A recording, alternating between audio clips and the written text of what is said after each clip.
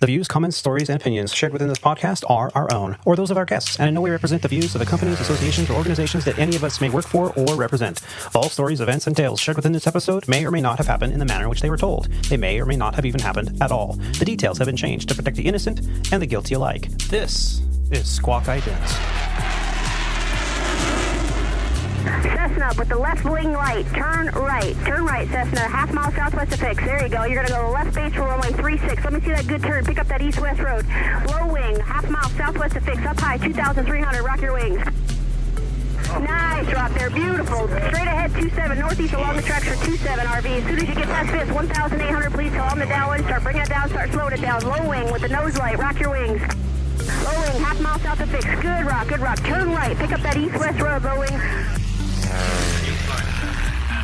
You're listening to Squawk Ident, an aviation podcast that explores the many pathways to an aviation profession, the challenges that a professional aviator can expect in today's marketplace, and we share many stories along the way.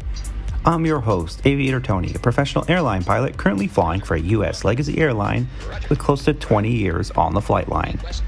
Welcome aboard Flight 116 of the Squawk Ident podcast, recorded on the 8th of August, 2022, from the Mobile Aviator Sound Studios on the 6th floor of the Hyatt Regency Hotel at the Pittsburgh International Airport. On today's flight, I am excited to welcome back to the show a special guest that we first had on the podcast on Flight 52, Race, Fly, Build. We had him again on Flight 57, Fabrications in the Magenta Line, and on Flight 93, Moderate or Greater. That is when we had the privilege to hear all about his journey in aviation and how he has created the opportunity to build and customize his very own Lancer Legacy. He has been chronicling his progress on Instagram at Lancer_Legacy. He joins us to update us on his progress with the build, and he shares some of his experiences he had at AirVenture this year.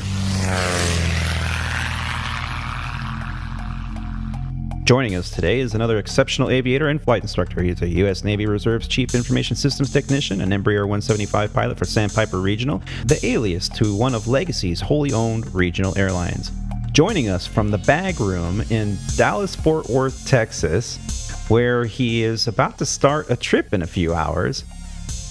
Let's just say he's dedicated to the podcast.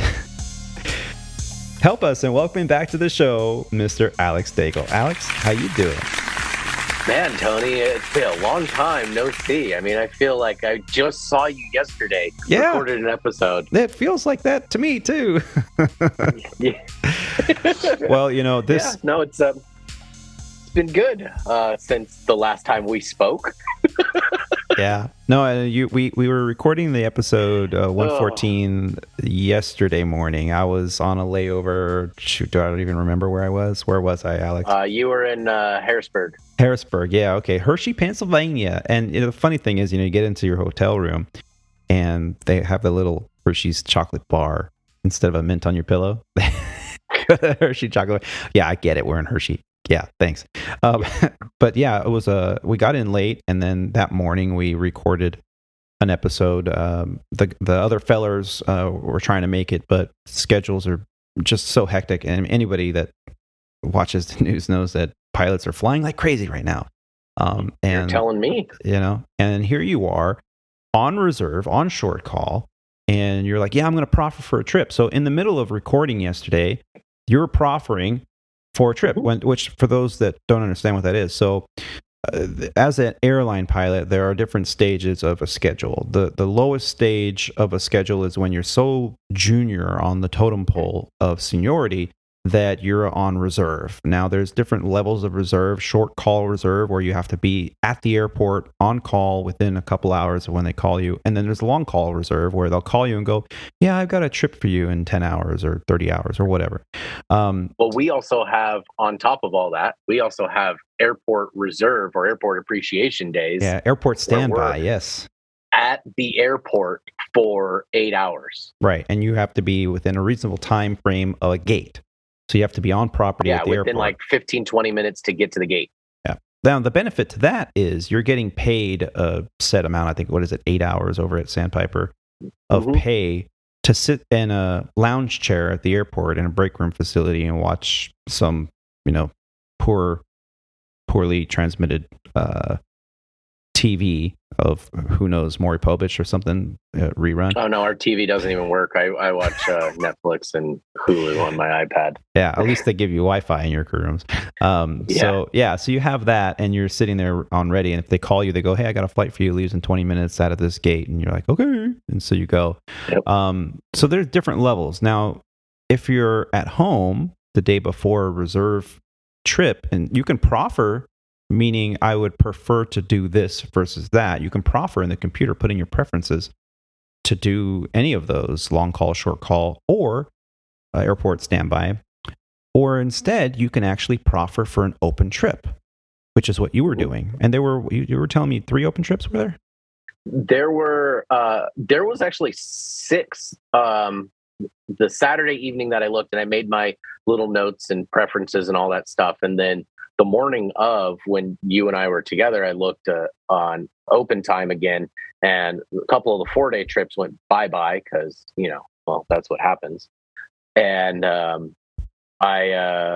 was still a 3-day trip and a couple 1-day turns or overnight here, overnight there, but I picked up a 3-day. Yeah. Now, so what's your 3-day entail? So I'm picking up mid-trip with a crew from Miami, and they're coming from Tallahassee to Dallas as we speak, or they should be down already. And I'm picking up with them, going to Killeen, Texas tonight, or today, this afternoon, overnighting in Killeen, Killeen back to Dallas, back to Louisville. Yeah, Louisville's where I'm going tomorrow night, and then Louisville, Miami, back to Dallas, and that ends my trip. Yeah, there you go. And then you have one more day of reserve after that. Yep. Yeah. So now on the list, you're going to be available for only that one day.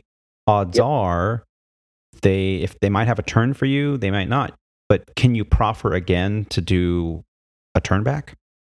Yeah, I put myself on the turn back list in case there's anything available, which there's not open time right. There is like 0 open time. Like right I'm now. Surprised that I got this trip, to be completely honest. But like open time, if it's there, it's gone because we're in critical coverage. Are you on super critical or just critical? What's the date? Today's the 8th. Today in super critical coverage. Tomorrow starts critical coverage. Now, for those that maybe haven't heard of what Sandpiper is doing, so there's premium pay, which is usually time and a half, right? Then there's critical coverage, which is 200% pay. And then there's super critical coverage, which is 300% pay. So if your hourly rate is, say, let's just make it easy for math, $100 an hour, okay? You're getting paid $300 an hour instead of $100 an hour in order to go and fly a trip. So yeah, those trips go fast, like within minutes. And then couple that, if you're a check airman, you're getting that super critical coverage on top of your normal pay, right? On top of your check instructor pay or line check airman. So as a line check airman, you're getting 100%. So you're going from, let's do easy math, $200, getting 100%. So there's $400. And then you're getting super critical coverage at 300%. That's $1,200 an hour. I just can't wrap my head around it. I can't. Tony, we're accepting applications here at Sandpiper Regional. I did it. I did it for 6 years. I did it there for 6 years. I was a check airman there. And I tell you what, I was getting, I think when I first started, it was a $16 an hour override pay. And then when I finally got on the line to do it, it was a $40 an hour override pay. So it wasn't bad. So I got my hourly rate as a captain plus $40 an hour on top of that whenever I was conducting IOE.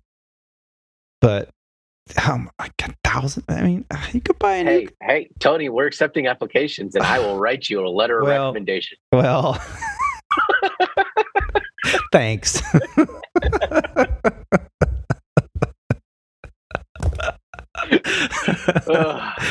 Oh God. Well, congratulations on being out there on the line, and enjoy it, savor it. It happens so fast. Next thing you know, you're gonna go, Tony, I got 10,000 hours.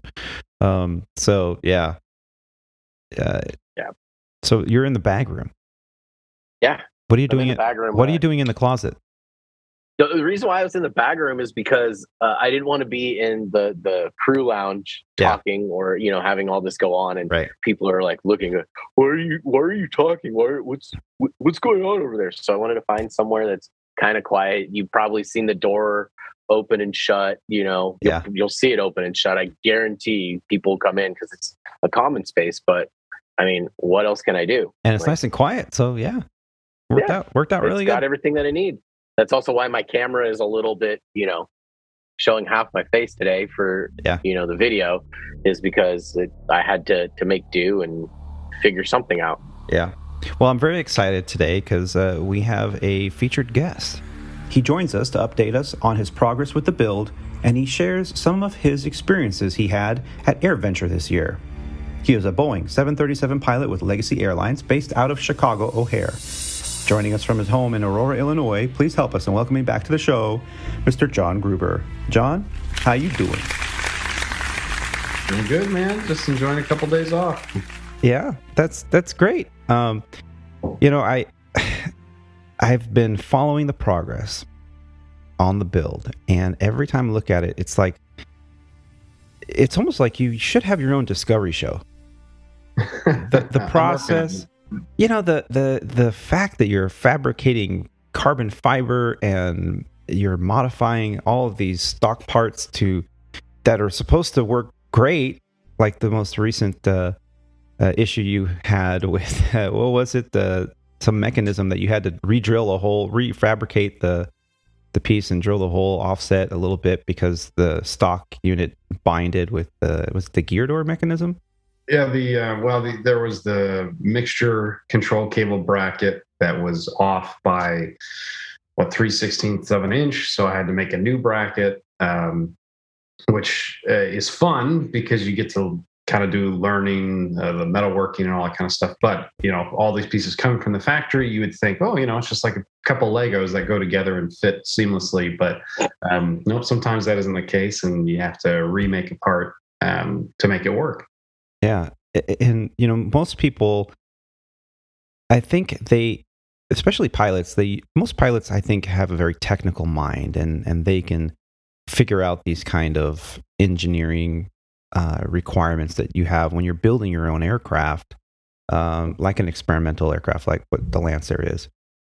But when you're getting into the finite, little, minute millimeters of spacing and tolerances, that takes a very keen eye and a very developed mind on how to do it without doing it 3 times. If it was me, I'd be cutting metal 3 different times, going, I made the hole too oblong, or I made it too small, or I made whatever. Yeah, and you're getting it right there.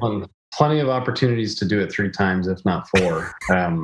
But that's part of the process of learning. And that keen eye and the minutia, you don't learn the first time. There's so many things that you could just look and accept and say, hey, this is good enough, or this is, or you don't know that it's not good enough. So you kind of learn as you're going that, hey, you don't accept certain things that you're like, no, I am going to do this again, or I have to start from scratch on this particular piece. And there's things that I'm not going to say let go, but you allow because that they don't hold any structural integrity. It doesn't matter if it doesn't look good. It doesn't matter. It's underneath the seat. No one's ever going to see it, or there's no structural part of it, and it's just a tab that's sitting there. So it doesn't need to be remade 4 times. Now, in the back of my mind, I want to remake something, and I don't want to leave anything that's not looking good or not proper.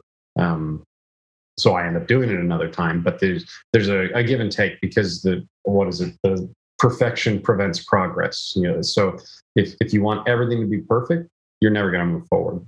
Yeah. And that holds true in so many different aspects of this career as well. Now, for those listeners out there that are maybe just joining us recently and haven't heard your story, you decided to purchase this kit and this was pre-pandemic, right? Just not long before the pandemic, and you ended up kind of right at the beginning, yeah. Early March, late February. Yeah, and then you ended up in Redmond, Oregon, to put the initial kit together, right there from the Lancer build factory. Tell us a little bit about that. So, yeah, the Lancer's history, they were based in Redmond, Oregon for a long time. And this is where my kit was manufactured, in Redmond. The headquarters of Lancer is now in Uvalde, Texas, outside of San Antonio. So my kit just happened to still be located in Redmond.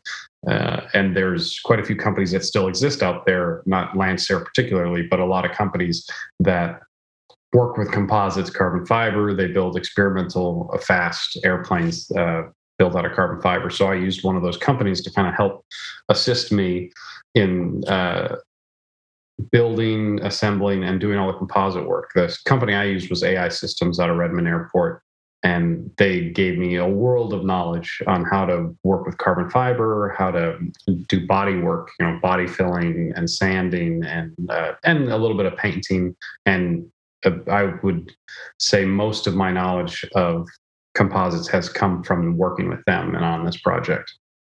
Yeah, and I remember you chronicled it nicely on Instagram, getting the aircraft from Oregon to Aurora, fitting it in the back of that box truck with inches of space left over was so interesting. And in looking back now, a couple years into this project, did you ever think that it would take as long as it's been taking? Yes and no. With the pandemic happening and having so much time off from Legacy Airlines to work on the airplane was, it was very, an odd time to be having that much time off work, but it allowed me to get so much done on the airplane and create such a pace that was completely unexpected. So that timing was just, I'm thankful for that timing as far as getting the airplane built.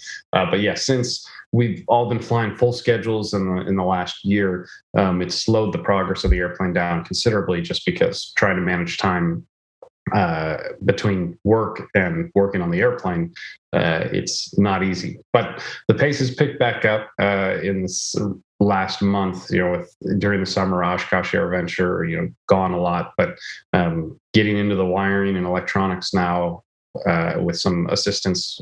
So things are starting to pick back up, and I'm still hopeful to be flying by the end of this year. Yeah, originally you were telling me the goal was to fly at the Reno Air Races in 2023. Is that still plausible?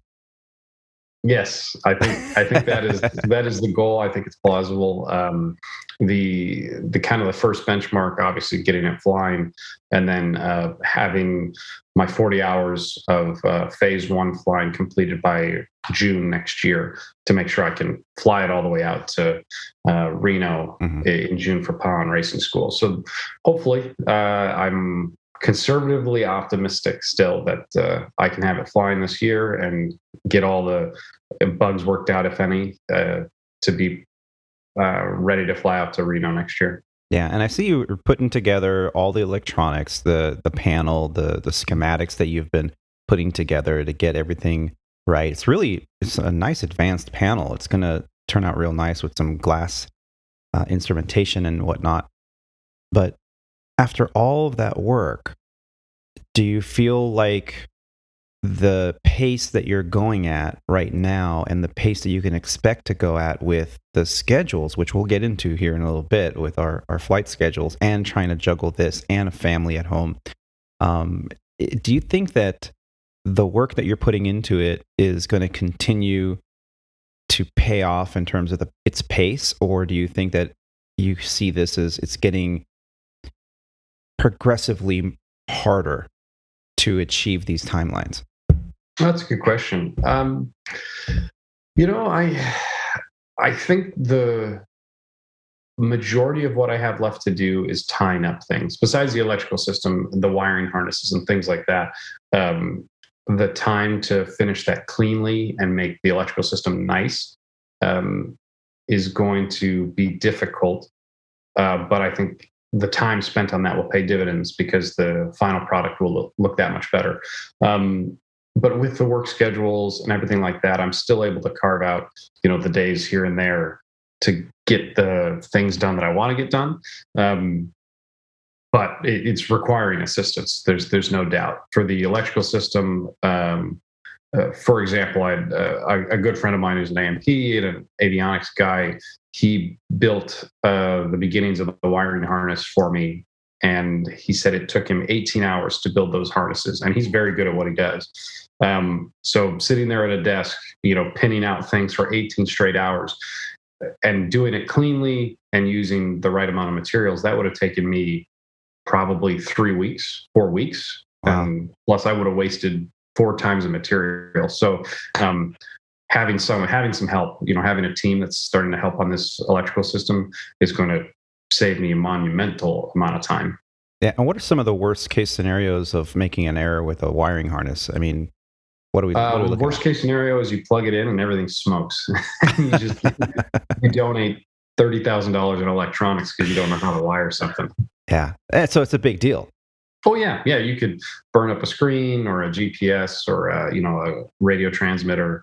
Worst case scenario, you put the wrong power wires and you just smoke a piece of electronics. Yeah.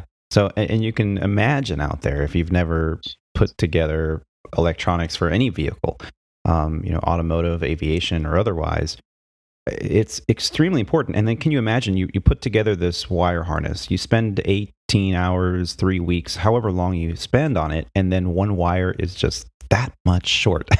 If it's not in the right place, you always want to add that little extra. You can always trim it, but you can never make it grow. Yep. And that's what we're doing right now. Actually, after we're done here, I'm going to head over to the hangar and hopefully be cutting my version 2.0 of the panel on the CNC plasma. But yeah, and we need to have all our switch locations kind of precisely set up. So that way, when we run all the wires for the switches, that you run them and then you cut them to length where every switch will be. So, and of course you leave a little extra, but you want to have as clean and as tight as a setup as you can, with enough kind of service loop put in for the wiring. But yeah, you got to know where everything is so you can run the wire accordingly. Yeah, for sure. It is. And Alex, feel free to jump in also, questions too, if you have any. Well, so correct me if I'm wrong. Like obviously, the Lancer is an experimental build, correct? Correct. So when you go to certify it and all that stuff, it doesn't have the same standards that you would if you were like building or rebuilding like a 172 or something like that. Like it's still experimental in that sense that, like, I believe when you get the checkoff, it's just like you get a guy who checks 9 things and says, "Yep, your airplane's worthy to fly." And it's different. Correct. Yeah, I mean, when you have an airplane come out of the Cessna factory, obviously it's a certified process on how it's built, how it's assembled, and the design that goes behind it. On the experimental amateur built airplane, I will have either an FA representative on the maintenance side or a DAR, designated airframe representative, I think is the acronym. He'll come out and I don't know if it's 9 things he checks, but yeah, he has his list or she has her list of things to check to make sure the aircraft complies with the FARs in regards to, does it have an ELT? Does it have seat belts? Does it have, let's say, an airspeed indicator or whatever you're trying to certify it for, depending on the type of flight. The one thing they're not certifying that it will fly well. They're saying, hey, this is an experiment, right? It's an experimental airplane, so it's an experiment. It's crooked. And that's kind of always the joke, it's just an experiment. And so they have no idea it'll fly. I mean, now granted, this is a Lancer Legacy. It's a proven aircraft based off of plans, but I could have a guy from the FAA show up to my hangar and I've got a bunch of super glue and popsicle sticks. And he can't tell me that it can't fly. He can just say, well, does it have seatbelts? Does it have a ELT? Does it have ADS-B or things like that? And he'll say, well, hey, okay, I'll sign this off for phase 1. Good luck. Yeah. What is it? And that's what you're trying to get to, is get that certification. And are you going to make it IFR legal, or are you just trying to stay VFR day? No, I'm going to be IFR night. So yeah, full Garmin GPS approach, glass panel with lights for night flights, and yeah, full gamut of IFR. So that's part of it. So normally, when you're giving your op specs for your airplane by the FAA, it'll say, "Hey, this airplane is approved for day VFR, except when properly equipped for night and IFR conditions." So you go through the TOMATOAFLAMES and all that kind of stuff, and say, "Hey, yeah, the airplane is certified for night and IFR flying as long as it's properly equipped." Gotcha. Okay. So obviously, Tony knows this. I don't have the social medias, so I don't get to follow your build like everybody else does. So I'm maybe for that listener who's just tuning in, that hasn't been here or anything like that. I have seen pictures of it. Obviously, Tony posts some stuff on the website. And it's a beautiful build, and from the stuff that I've seen on the I think you post on YouTube as well. Is that correct? I haven't. No, just Instagram. Okay. I may have seen stuff, maybe on the free stuff of what I can see, looking at it, trying to find it. And I remember seeing some of the stuff that you were doing, and it was pretty cool to see like the last thing I saw, and this may have been a long time ago, something with your rudder pedals or your feet pedals. Mm-hmm. You had to get like special ones because of the factory ones or the quote default ones weren't going to fit, so you traded somebody for something on that. Yeah, the stock ones. What I did was I freed up like 6 to 8 inches of leg room by going with this kind of aftermarket rudder pedal assembly, and it makes the airplane that much more comfortable to fly and sit in and be in for long trips. So that's the beauty of experimental aviation, is that you kind of can make it up as you go along or improve as you go along. And this was a known product that is far better than what the original design was.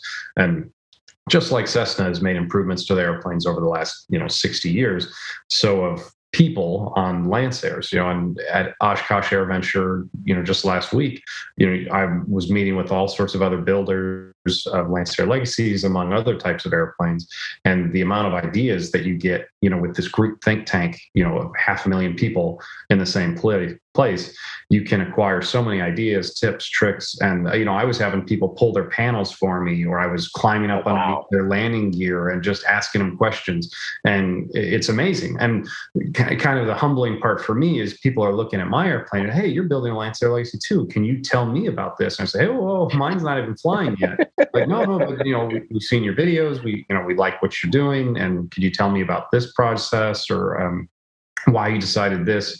And for example, my panel, the instrument panel, is kind of that's the most beautiful thing you see in an airplane, like the paint and the panel. Yeah, and that's what you look at, and that's what people are always wanting to see and ask about. So I have people online and kind of critiquing my process and my setup and saying, "Hey, well, have you thought about this? Have you thought about this?"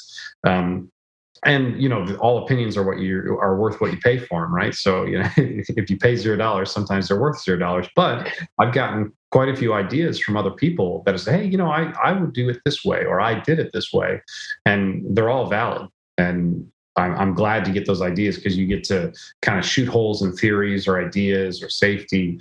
And I've learned so much from other people, and unfortunately, some people are learning things from me as well. Yeah, and that's so awesome. It's such an opportunity and a small community. So you ended up, and thank you for that segue as well. You ended up at Air Venture this year. You go almost every year, right? Yeah, probably the past, I think probably 10, 11 years now. Yeah, and Alex and I were both talking about this yesterday when we were recording another episode. I've never been. And for the past 20 years, I've been saying, since I got my private pilot license, I've been saying, I'm going to go. Since the beginning of the podcast, we're like, we gotta go and maybe record a podcast from Air Venture. That would be great. Maybe we can rent an RV and get a bunch of people together and just be there for the week and for the whole experience, And again, this year it happened again, where next thing you know, it's like, "Oh, by the way, did you know that Oshkosh is in 2 weeks?" I'm like, "What?" So I think we need to plan this like a year out Absolutely. And I'd love that. I'd love to have you join us as well, and maybe even give us the guided tour. That would be fantastic. Maybe next year you can fly in. Well, I was going to say cool. next year's going to be his debut, bringing in his Lancer to Oshkosh before he goes to Reno. I'm hoping so. Yeah, we had there's a decent conglomerate of Lancer guys there, and I was talking to them all, and they were all excited and hopeful that I'd have my airplane parked there as well next year, and that's what I'd like to do. That's absolutely the goal, and I'm pretty confident that can be attained. Yeah. Now, every aircraft that I know of, their owners usually name them. Mm-hmm. Have you and Jennifer decided yet on a name? Yes. So the name of her or him or however it would like to be referred, the name will be Fuse. So like the fuse of a bomb, or lighting the fuse of a stick of dynamite. Okay. So that's it. Going in with a light the fuse kind of thing as far as lighting the fire. So her name will be Fuse. Nice. And every time we talk, we always ask, what color, and it always changes every single time. Have you guys decided yet? No, paint. There's so many mechanical and electronics, and there's so many other things going on. But that, like I said, paint and panel are what people are drawn to. What are you going to do for panel? What are you going to do for paint? It will most likely be a fairly simple, white base with some colored swoops and lines and things like that. I don't plan on doing a massively complex checkerboard painted rudder or the typical thing like that. So if I keep it fairly simple, that'll allow for more viewing. Yeah. That'd look pretty good. I suggest custom, like something like that. No, my thought process is this: the more simple I keep the paint job, the more room there are for sponsors, when I'm at the racetrack. So when Google and Facebook want to just buy the whole airplane, space on the wing to sponsor and put their logo, I've got more simple room to put it on there. Amazon on the tail, and they'll pay for that. Customized. We're not trying to peddle here. We're not trying to peddle here to Facebook and Amazon and Google and all that. But hey, if you guys are listening, John's looking for sponsors for his Lancer Legacy. And what a humbling experience to know that the goal is absolutely attainable with the progress that you've made. Your build is immaculate. Watching such a clean hangar too. I mean, most hangars are a nightmare. Your hangar is just immaculate. You can eat off the floor. You build your own stations. You got your carbon fiber fabrication station. You have your wiring station, and it's all laid out so nice. I really do appreciate being a part of watching the process and being able to log in and see what you're doing every day.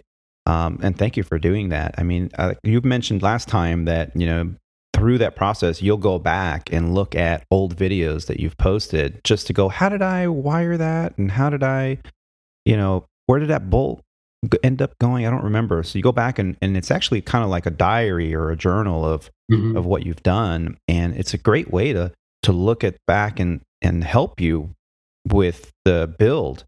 Have you had to do much of that lately? When you get so involved in one part of the build, let's say electronics or wiring just the flat position sensor, when you spend, kind of a week on that, and when there's, a week off in between because of all of our work trips, you have to come back like, well, shoot, what was I working on the last time I was here? And you kind of have to remind yourself where you were, what you were doing. But I'm starting to get a lot more. I've got like a hit list on Notes app in my phone. Like, this is what I was working on. This is what I know, because now it's wrapping things up in certain systems. So if I see something that isn't complete, I either mark it with blue tape or I put it in my Notes app and say, hey, this needs to be handled at some point because the airplane doesn't fly until this is dealt with. Yeah. And referencing previous videos and pictures. I mean, my phone is a constant just a brick of pictures and videos, and I'm having to, hey, your phone is almost out of data. Like, crap, So I got to start, going back and deleting other things. Because there's a mountain of videos and pictures, which there should be. I mean, you have to document your build well, and when you go to places like Oshkosh, you'll see people when they're having their airplane judged, or they'll have a binder, kind of an old school binder of pictures. Yeah. And you can kind of scroll through just all these pages, and you get to see somebody's documented history of the last 10 years of their life building.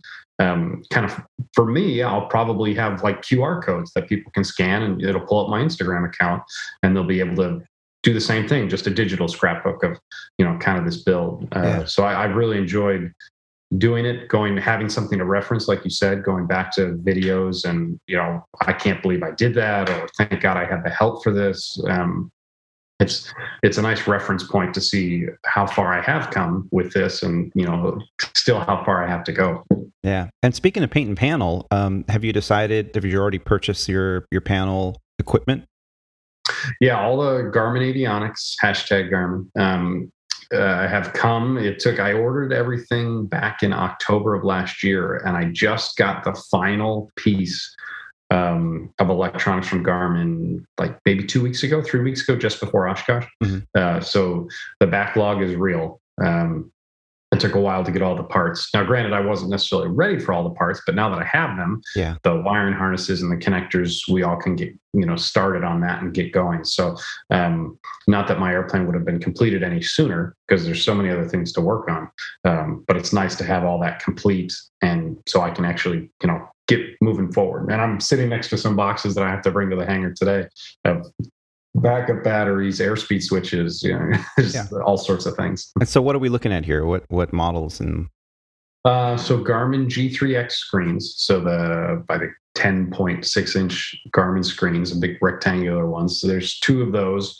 And then I have a GNX, I believe, GNS or GNX 375, which is going to be the IFR certified GPS.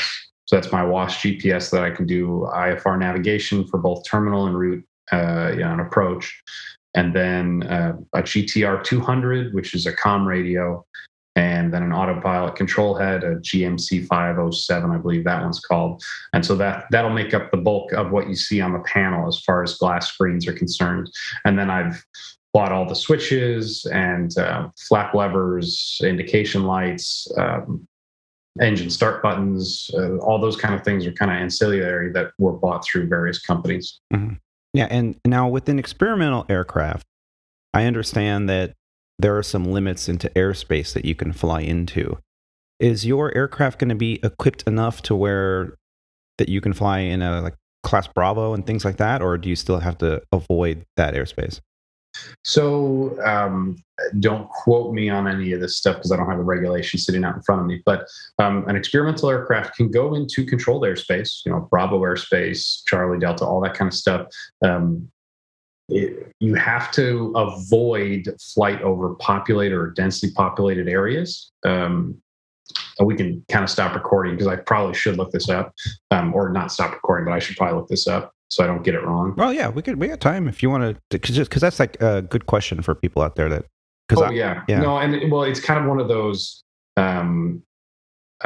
things where it's like, yeah, you can't, you're not supposed to, but nobody cares and everybody flies there. I mean, because like technically I'm not supposed to be able to fly over the city of Chicago, but I have. And it's one of those things that's not a problem until it's a problem. Like, hey, if you have an engine failure and you crash on Lakeshore Drive in Chicago, they'll be like, why were you flying over there? Right. So, with the experimental aircrafts, as the Lancer Legacy is, there are certain caveats in the FARs that say that you can't fly over certain areas and certain airspaces. Are you going to have those limitations considering the package that you have with the ADS-B and IFR and all this equipment? You would think that you would not need those kind of limitations. You're almost equipped more than most general aviation airplanes out there. Are you still going to be bound by those restrictions? That's a good point. So the avionics that I've got in this Lancer, once again, fully IFR, glass cockpit, all the kind of the modern amenities. I'm better equipped than a 1960s Cessna 172. That is a certified aircraft, technically. That doesn't make me any better. It just means I've got more modern stuff.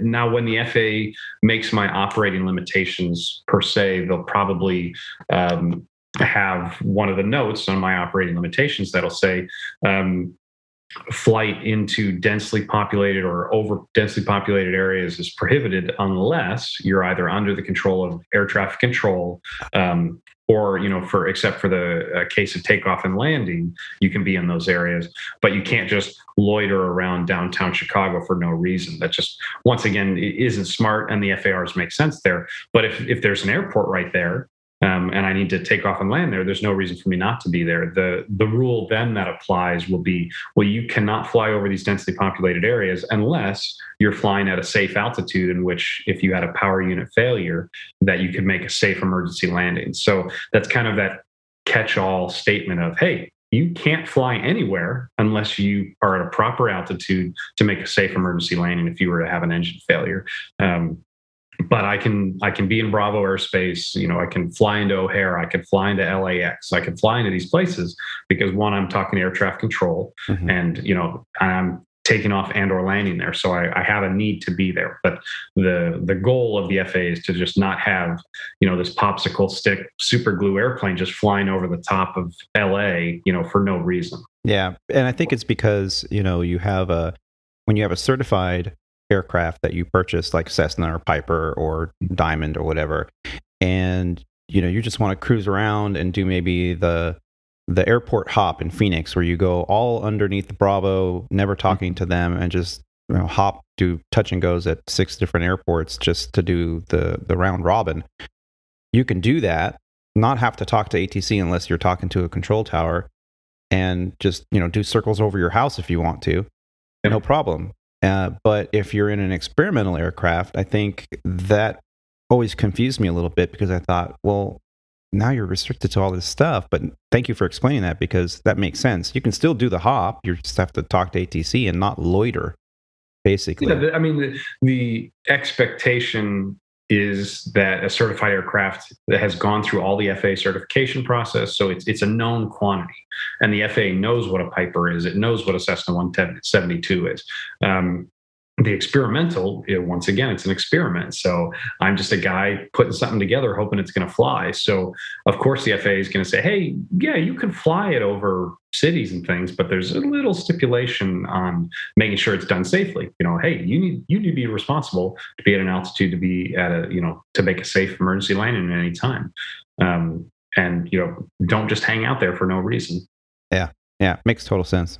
Mm-hmm. I think what they're trying to get is the weekend warriors, like you're saying, with the popsicle sticks and a lawnmower engine, that they don't want them, cruising at half the speed of smell, sitting over Chicago or sitting over O'Hare without talking to anybody. Mm-hmm. You sound like you're going to be doing less of that than actually like point to point, or going to Reno to go race or whatnot. So your, I guess, mission of your flight is a lot different than your typical weekend warrior who builds an RV so that they can, go out and have their airplane and fly it on the weekends, if you will. Yeah. I mean, with all that being said, my kind of plug for the EAA and experimental aviation, these airplanes are no less safe than a Cessna 172 or, an RV6, an RV7, a Lancer Legacy. These aircraft are being built so cleanly, so nicely, and people that are taking such care, they're not unsafe or less safe than let's say a certified aircraft, in my opinion. They just don't comply with the federal regulations as far as how they were built, in a certified manner. Now, there's a lot more variance in them because you can do these different things. You can use different products. And that's why the FAA, like I said, they want to kind of control as best they can where those airplanes are and the risk mitigation. The FAA is about mitigating risk. And if you put 100 certified airplanes or 100 experimental airplanes in the same area, which is going to be more safe? So they're trying to kind of keep control on that.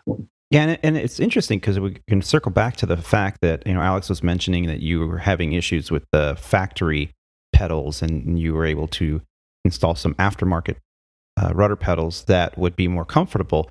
With a Cessna 172, you can't do that unless you get an STC, right? You have to get approval or an AD to change that. It's been approved by the FAA to change from Part A to Part B. With an experimental, you don't need those ADs. You can just go ahead and modify, because as a builder of the experimental, you have so much more leeway. And that's what makes experimental and home builds kind of exciting, is you get to be Howard Hughes. Yep. Yeah, you get to progress aviation, tenfold speed wise, as far as, well, hey, this idea didn't work, I want to make it better. Whereas a 172, had the same seat tracks for their seats until there was an accident, and then they're like, oh, well, no, we need to redesign this. But if you want to put a new engine in a Cessna, it takes years and years of test flying, and you actually would make a Cessna in the case where you had a certified airplane like a 172, you would have to turn that aircraft into an experimental test bed if you wanted to try and put a new engine on it. And then, so that would be an experimental aircraft until you got that new engine certified, and the process for installing it and all that kind of stuff for an STC or an AD or something like that. Yeah. Well, that's very cool. And thank you for sharing. More right after the break.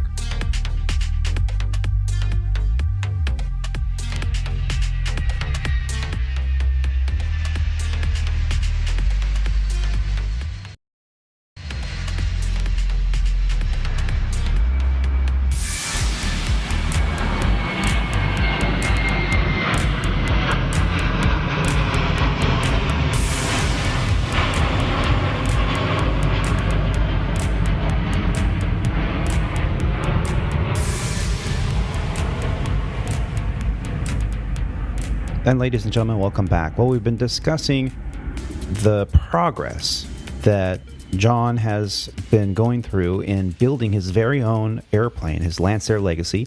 He has an Instagram page where he's been doing basically vlogs, video logs and photos of the progress over the last couple years of building this airplane. It's not as easy as you would think. I mean, he jokingly earlier in the podcast said it's not like Legos, putting Legos together, and it really isn't. You're fabricating parts and pieces and modifying, and you're the regular Howard Hughes of experimental builds, my friend. But recently you had the opportunity to go to AirVenture 2022, one of the highest numbers of attendance in history. Last year, you graced us with some audio feedback. This year, we have you here in person to give us an update of what you experienced and what you saw. Now, you mentioned you've been going now for about a decade, right? Yeah, probably about 10 years, consistently. Yeah. Now, what made this year different than all the other years that you've been?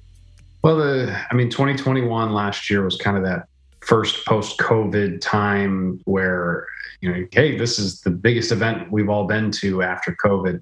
And so it was a little bit reserved, and, obviously everybody's a little on edge still with all the COVID protocols and things like that. But now, let's say life has gotten back to normal per se. And so AirVenture was back in full swing. Like you said, the attendance was 650,000 plus. So I think it's one of the highest numbers that they've ever had. Well over 10,000 aircraft. And I drove the whole property line of aircraft all the way from the north 40 to the southest south 40. And it was filled. It was absolutely filled. So the attendance was amazing. And the sheer number of aircraft was just outstanding. And you're just captivated by all these airplanes, all these aviators all in one place. And it is experimental aviation's, headquarters. It's where everybody comes with their experimental builds. So you have all these people that have spent years and years of their lives building, maintaining, and all these people coming to learn about it and to maybe get involved and get started. And then just the kind of the passerbys, the people that just love coming to air shows that aren't pilots at all, but they're just fascinated by all the aircraft, all the companies, all these vendors that are there, Cessna, Piper, Cirrus, Vans, aircraft. There's just literally thousands of vendors. to get ideas from, to buy products from, to modify things. So the time spent there is always so invaluable. The knowledge that you get there. Yeah, and this year, was there a particular event that really stood out for you? So yeah, this kind of being a post-COVID world, this was definitely the first year of, hey, we're back, and all the displays were back, all the military aircraft were back. But for me, my favorite parts and the biggest things that stand out are kind of the night air shows that happen on Wednesday and Saturday. Those are always spectacular. They do such a great job. And then also, my favorite part of Oshkosh is the seaplane base. And so I go there every year on like Tuesday, sometimes Thursdays as well. And we just go and sit there all day. Where AirVenture is this massive, massive conglomerate of people, airplanes, companies. The seaplane base is like this little corner sideshow that's just calm and quiet and peaceful, and just a beautiful area to sit and enjoy and watch, kind of like another aspect of aviation, because a lot of people don't even know seaplanes exist. And so this is like a huge little area where it's not loud, it's not bustling, it's just like a calm little area to see. And so I always really enjoy seeing that, because you get so many airplanes coming from Canada and from the Pacific Northwest that just want to come land on the water, and it's really cool to see. Yeah, and that's always also, Oshkosh was like one of my big goals to attend at least, more than one time. And the other is to eventually get myself a seaplane rating. I've always found that so intriguing to like be up in Alaska and land on a lake somewhere and go camping and hopefully not have a bear destroy your airplane while you're sleeping, and then fly out the next day and head back. Is that something that you're interested in too? Do you have a seaplane rating yet? Or yeah, so I do have a seaplane rating, and it's kind of that the seaplane, like you said, camping on the side of a lake with the airplane that you just landed on the water. It's that romantic fantasy that we get as a pilot, where you're unencumbered by runways. You create your own runway wherever you find it. So it's that sense of adventure and just discovery, and being able to do something that's a little more raw. And that's, I think, why people love backcountry flying so much, why people love seaplanes so much. You get to you are the engineer. You get to engineer your own runway wherever you go. And you get to create and mitigate your risk, instead of just, nope, this is a piece of pavement put out in front of me. So it's such a kind of a beautiful part of aviation, I think, because you're in control of everything. And some things are out of your control. And so you get to move with the punches, kind of thing, when those things are presented. And it's a lot of fun to especially be out in nature and not just on a piece of pavement. Yeah, for sure.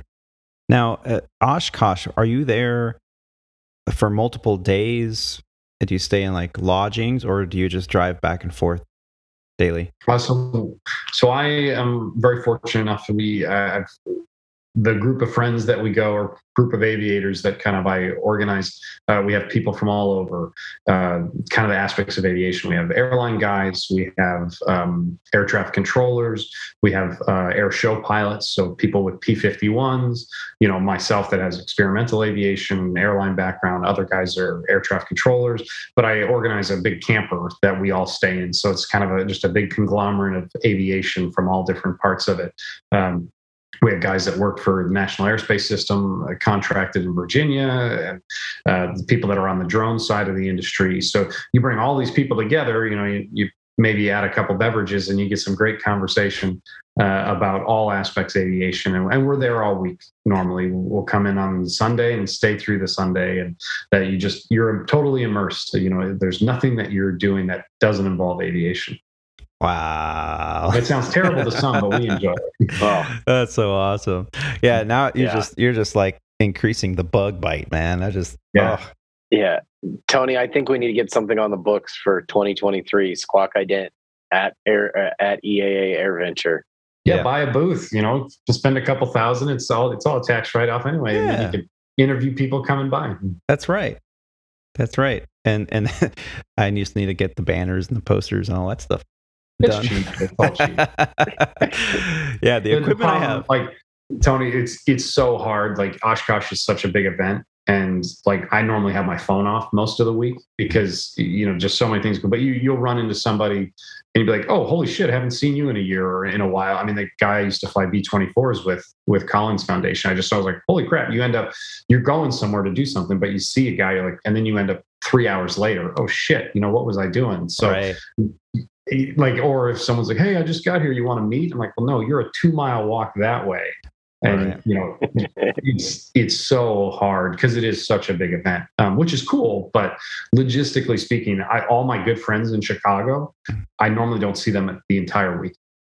Just wow. There's so many other people, around and people you're trying to see and stuff like that.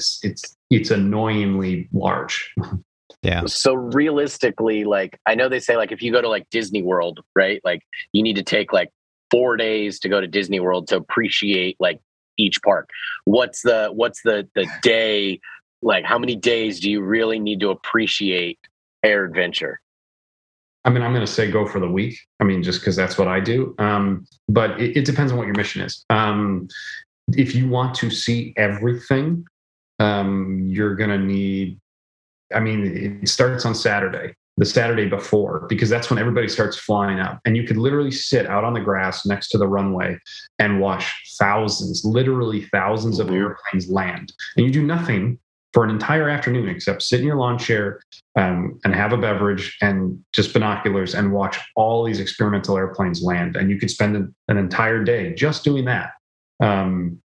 So that would be your Saturday. Sunday, they're still setting up. And so you could still watch airplanes, but you can see all the booths being set up. You kind of see the infrastructure going up, and you see the tens of thousands of volunteers that are making this whole operation happen. So that's really amazing and exciting to see. At AirVenture, just all the volunteers come together to get this all set up. And so you just see this massive influx of airplanes and people and infrastructure. And then Monday, when the show starts, you've got a half a day to walk around and see. You could probably see a quarter of the air show as far as vendors and booth and aircraft. Mm-hmm. And then the air show starts at 1 p.m. or 2:30 p.m. every day. So 2:30 to 6, you're watching an air show. So then you're not moving again. You're just watching the planes. And then, you're going to find a bar or a restaurant to have dinner, or one of the many food vendors at AirVenture. And that, so in my mind, you've only seen 1/10 of the air show by Monday. And Tuesday, I take a particular day and I go to all the hangars where the vendor booths are and talk to people. Because I needed a battery, I needed some servos, some things. And, I wanted to talk to Garmin about a technical issue. So it kind of depends on your mission. If you have people to talk to and physical things you need to accomplish, that's very different from just, hey, I'm just going to be wandering and enjoying the view. But you can take as much or as little time as you want on any particular area. But I took half a day, for example, just to go to the South 40, like the very southern tip of the airport where people are parking, because I just wanted to see how many airplanes were down there. And that took half a day.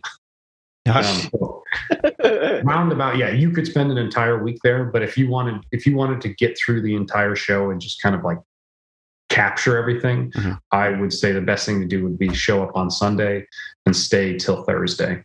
Because Wednesday night's the night air show, and you kind of have to see that. It's one of a kind. And that would give you enough days to see everything. You still would not see everything, but because you have, like, every evening there's a STOL competition at the STOL runway. And that's a 3-hour endeavor right there. So there's so much to do. And like every year, the entire Tuesday, we go to Seaplane Base and just get hammered. So every year on Tuesday, we go to the Seaplane Base and we bring a cooler full of beverages, and we don't leave until all those beverages are gone, and we sit there and enjoy all the kind of the calmness and camaraderie of just, it's kind of a little bit of a camping trip. Nice. And so what's your favorite food vendor? Well, we cook a lot of our own food. Like I bring my smoker, and we bring a Blackstone grill. And so we cook a lot of our own stuff. But the favorite food vendor, they have like A&W root beer floats and cheese curds and all county fair food, which is always pretty good. But by the end of the week, you just don't want to touch fried food because it's like, whoa. Yeah. So you're saying that in order to, like, I would say thoroughly enjoy it, you need to spend the week there. Yeah, I mean, if you're going to come, doing a day trip is unrealistic. There's no way. I mean, depending on how you are on time and things like that, coming in and doing like a 2-day, coming in the morning, walking around the entire air show, getting a hotel that night, and then doing another day, walking around the entire air show, you're still not going to see everything. I guarantee it. But you're going to at least get a good taste of it. Yeah. Gotcha. But of course, I'm going to see it come the entire week. Yeah. It looks like a week adventure is a week-long adventure is the way to go. Yeah. I mean, it's just one of those things. I plan my week. Sorry, hold on 1 second. I just want to make sure it's not my Amy.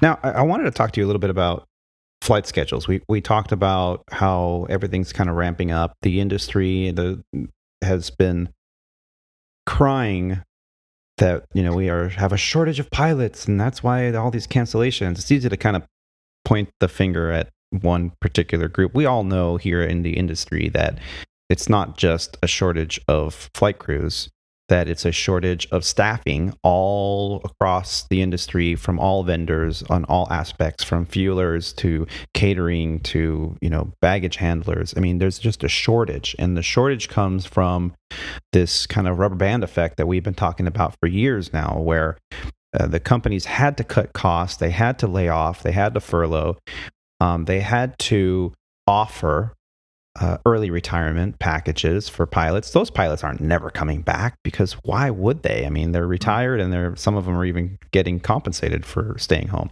So now we're starting to see what we have been claiming would happen probably for the last, John, you and I have been talking about this for probably more than 10 years. The regional industry cannot sustain itself because of the lack of staffing of pilots. So they're throwing money at it right now to try to get people enticed into, as Alex is happily going, yay, enticed to come into the industry. But we're actually starting to see the effects here at Mainline as well, where like this week, I was laying over in Santa Barbara earlier in the week. Oh, darn. Something that I used to do as the shuttle out of LA all the time for Sandpiper. I mean, we were doing, 4 or 5 legs a day, just going back and forth, Santa Barbara, LA. We're talking a 15-minute flight. The fastest I ever did it was in 14 minutes. So, you launch off of the north side of LAX, you get to 10,000 feet, you get clearance direct over the ocean, and then they say you have the airport in sight, you're clear the visual, and that's when you do, all right, gear down, or 250 knots, gear down, flaps, whatever it was, 9 degrees. And then you chop and drop, and you do this beautiful, like Cessna 172 visual approach over the farm, 500 feet, high bank turn, left, and land on a short runway. Well, this is the first time I did it on the Airbus 319. And my captain's like, I've never been to Santa Barbara. You're flying that leg. I was like, okay. So I kind of walked him through. I'm like, yeah, I used to do this all the time. It's been years, but this is the process, and actually found out that at Legacy, you're not allowed to do a visual approach at night. You have to do the VOR. And the VOR is an offset, kind of like an LDA. VOR alpha. Yeah. So here we go, and so it's the same thing though, because at 900 feet, the MDA, you got to have it visually, and you don't want to go straight to the numbers because you're going to be off by like 30 degrees. So you have to do the same procedure, go over the farm, make the bank turn.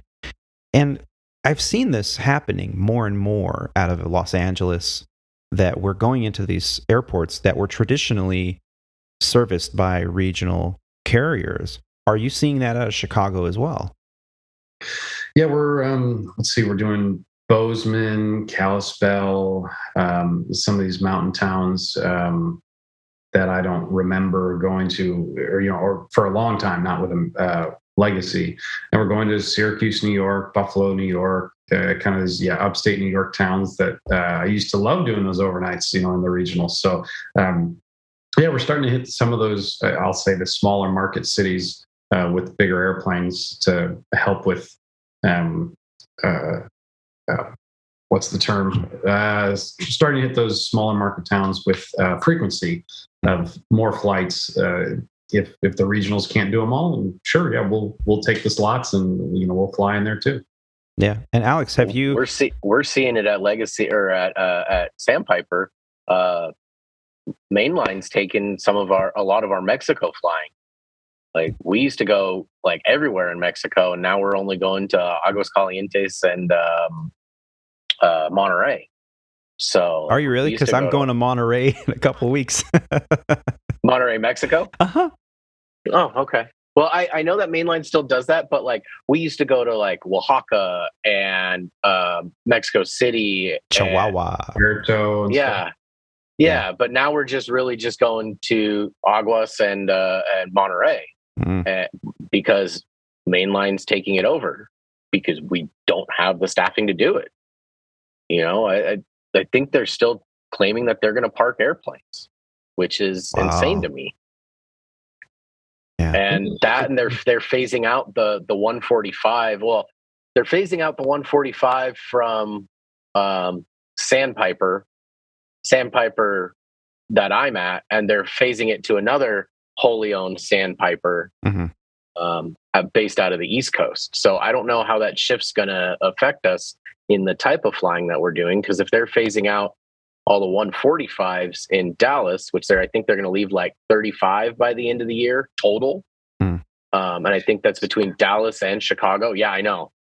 And I think Chicago is going to be the primary hub for all that. If they're leaving that, then they're leaving the 175 out of Dallas as their main, bread and butter.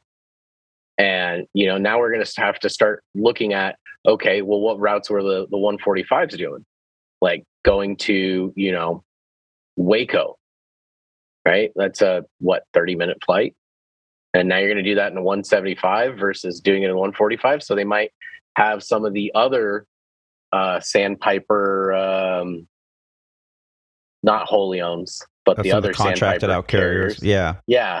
Take over on maybe some of the CRJ flying that they're doing out of here. And plus there's rumor, and this is a strong rumor, that they're going to open another Sandpiper base. And we didn't actually get to talk about this. We put this on the shelf yesterday that we never got to talk about, but they're looking at opening another base, and rumor is in Austin. Oh, that would be a good base. It would be, but it's right down the street from Dallas. So why would you have a base near a major hub?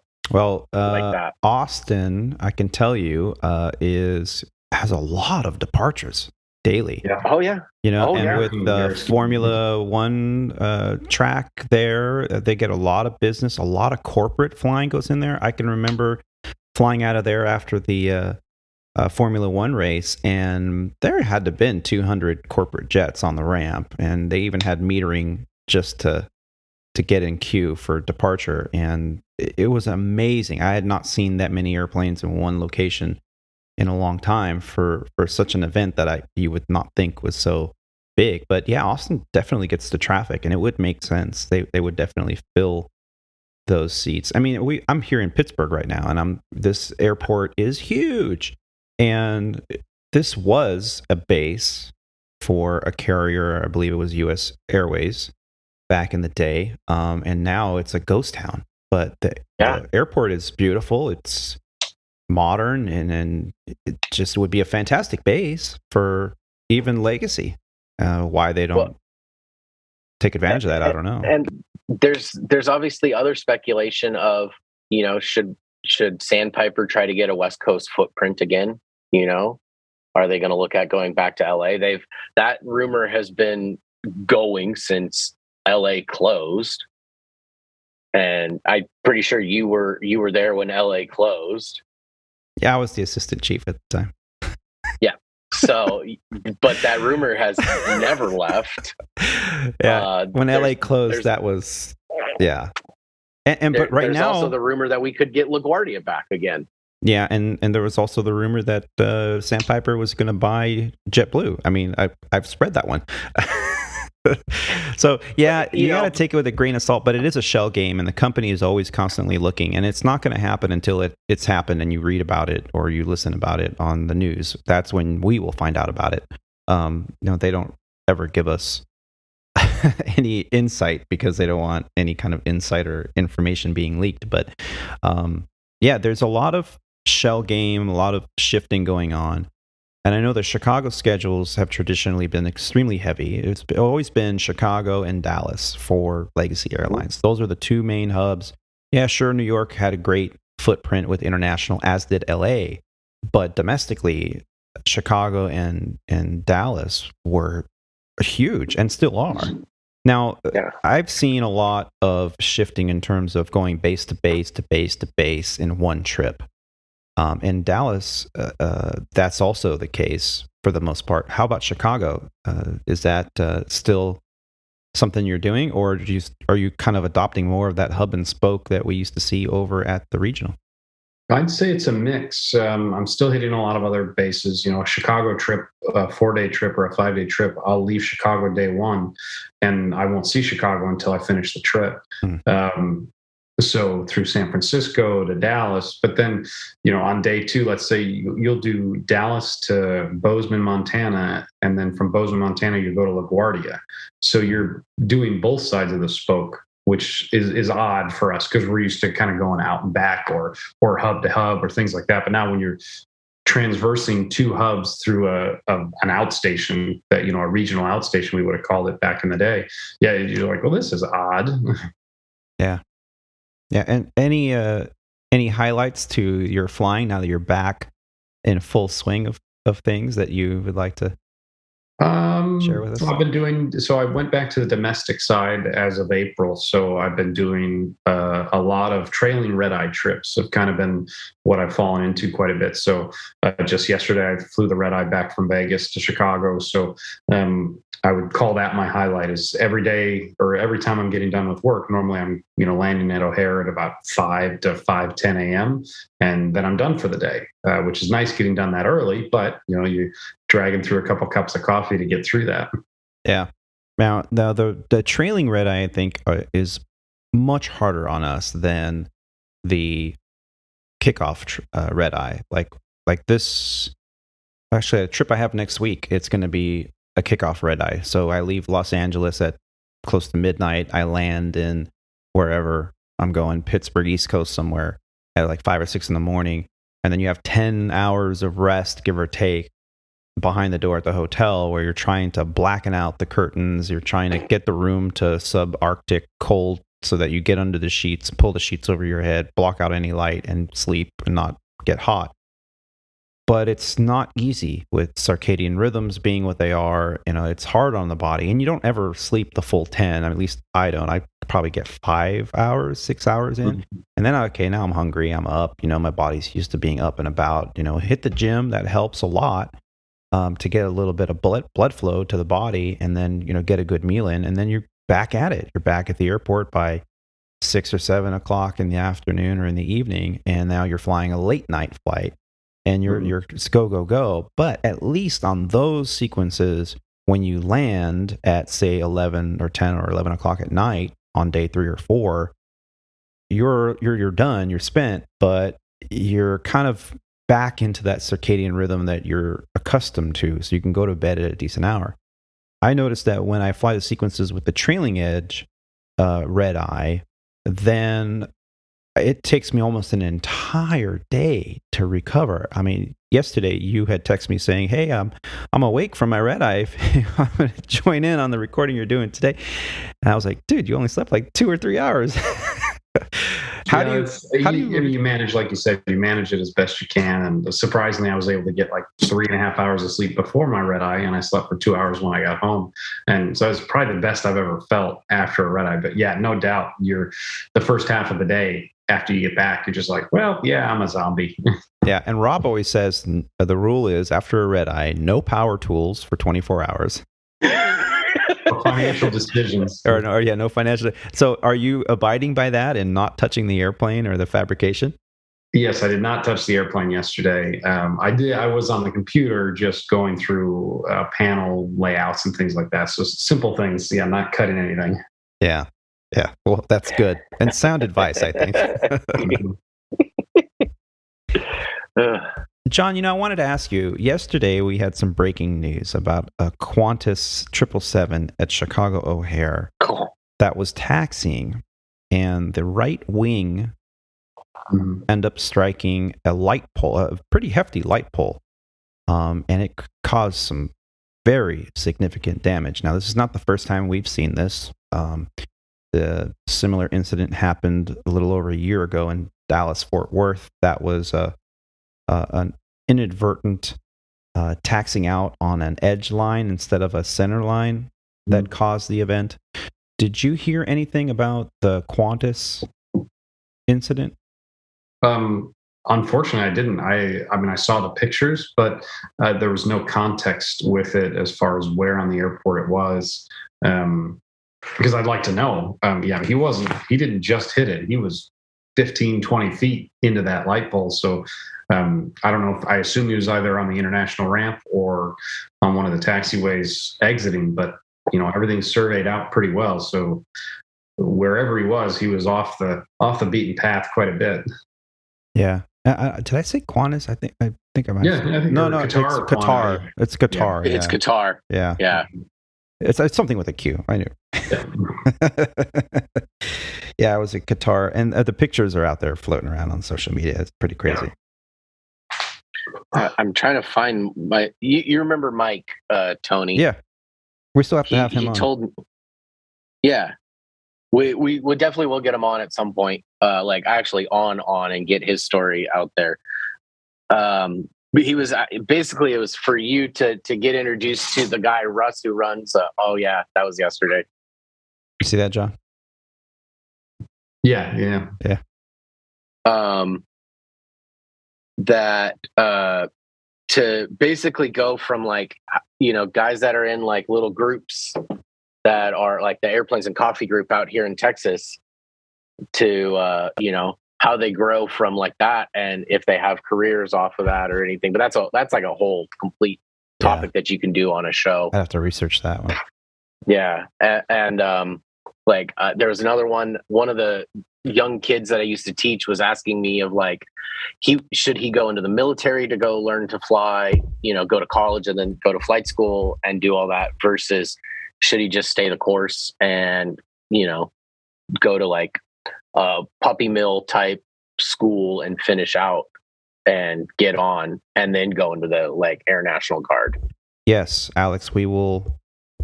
And when you come up with these ideas, just shoot, put it on a text or something, and then I can put it in my notes for future. Just remind me. Well, John, let me just say thank you so much for joining us today on this, another episode of the Squawk Ident. It's always so exciting to hear about the progress in your build, the adventures you're having. And it's always a pleasure to hear you explain how you're just building an airplane because you wanted to, and the progress. That's what normal people do, right? Right. It's a normal thing.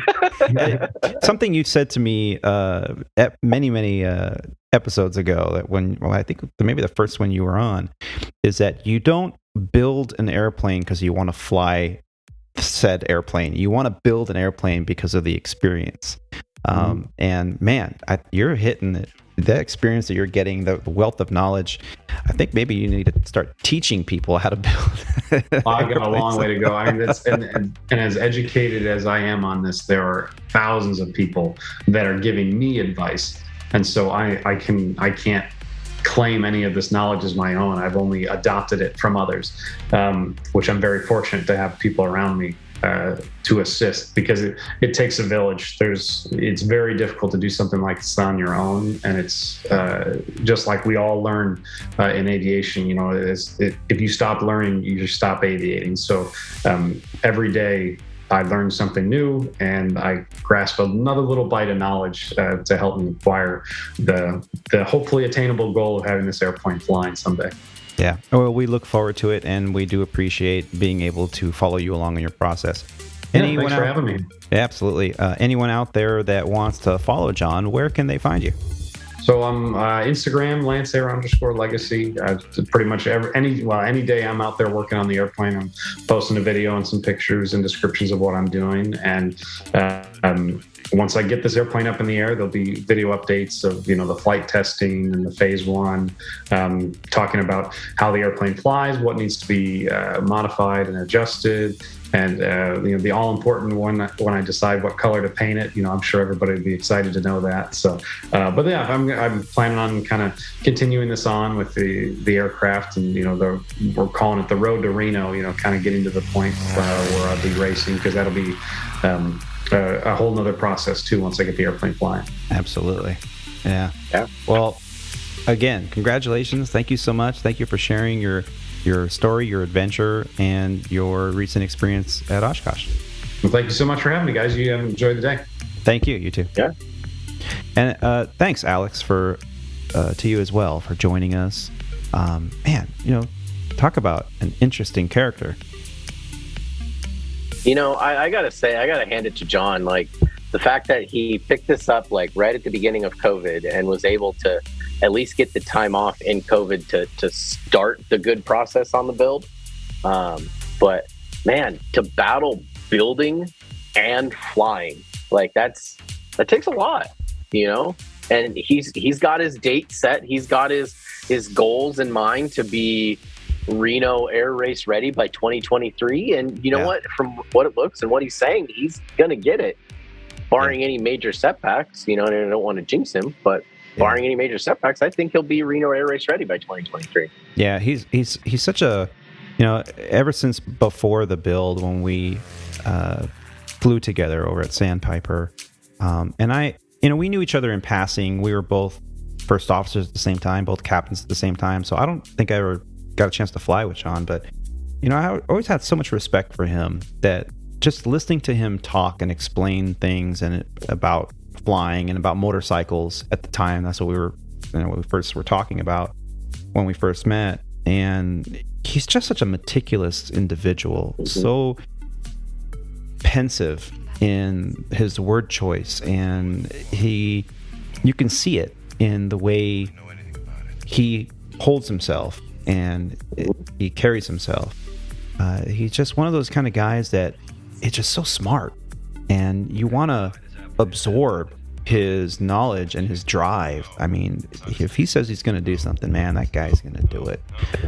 And he's got this sense of adventure. He and his wife have really had some unique experiences out there, doing the whole adventuring and helicopters and building airplanes and going to these vacation spots around the world. And it's just like, man, this guy's pretty cool. So I always enjoy having a moment to have a conversation with John, and I hope that all you out there listening have gotten a taste of that. I mean, the guy is really sharp.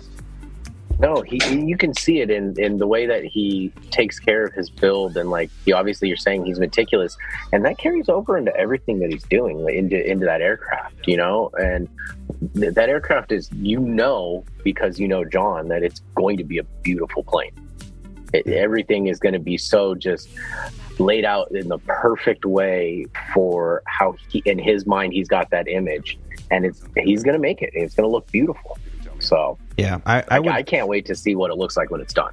Yeah, and knowing the process and being able to follow his process on Instagram, I feel like I'd rather put my family in his airplane than I would in a 170 brand new 172 or brand new 172. I mean, really, honestly, I'd take a brand new 172, but I would, if John's doing this and that, and that's the other thing is good on him to do this, because I won't even change the brakes in my car, because that's the one thing keeping me from slamming into somebody in front of me, right? Let alone build an airplane, my luck, I would forget to torque down a, bolt, and my wing would fall off.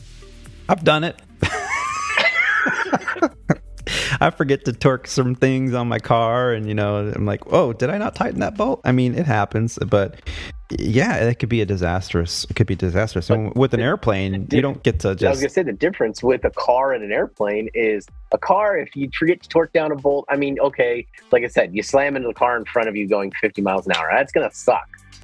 if you forget to torque down a bolt in an airplane and you don't have a functional rudder now, and you're midair when it decides to shear, we're talking something major. You're going to be on the news. Yeah. Well, it's getting time. I don't know if you heard my dog alarm there. It's time. It's time to hit the gym. Yep, it's time for me to kind of get my ish together and probably go grab some food and start heading down towards my gate. Yeah, maybe a tall black coffee. Put some hair on your chest. You don't drink coffee. Yeah, I know. No, I'll do a triple shot and do a triple shot. Maybe make it with a Monster so that way I can I can smell colors at that point. Hey, don't knock it until you try it. Well, let me just say thank you to Alex and thank you to John for joining me today. Did you enjoy listening in on the flight today? We hope you did. And we hope that you pay it forward by sharing this podcast with your friends and family and online. Be sure to subscribe and follow the Squawk Ident podcast on whatever platform you're listening on. We also love listening to listener feedback. So record something on your phone and email it in. You can do that right through our website at www.aviatortony.com. That's Alpha Victor, the number 8, Romeo Tango Oscar November Yankee.com. You can also help produce this show by sending a couple of your hard-earned dollars over to us right there from the homepage. There's a place where you can contribute to the podcast. Facebook, YouTube, and Instagram users can also find us under Squawk Ident Podcast. One final thank you to all of you for taking the time to listen to these grateful aviators. Keep the dirty side down out there. Be safe. And take care of each other. See ya. Goodbye.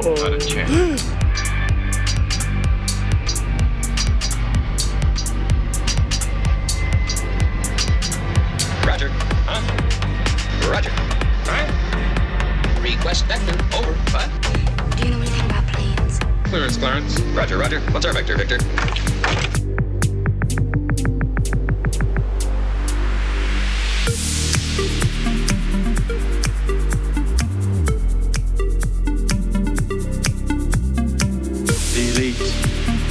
Best of the best. We'll make you better. We'll make you better. Do you know anything about planes? Oh, jeez. Oh, you kill me. You really do.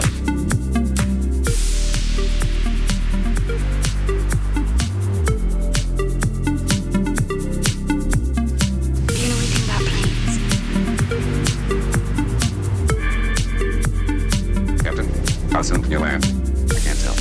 You can tell me, I'm a doctor. No, I mean, I'm just not sure. Do you know anything about planes?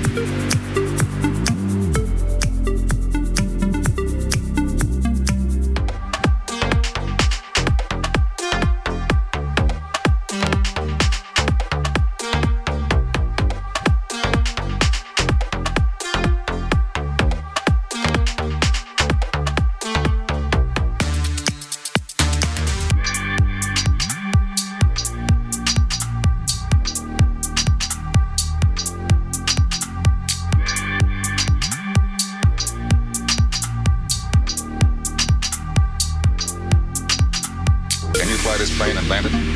It's an entirely different kind of flying.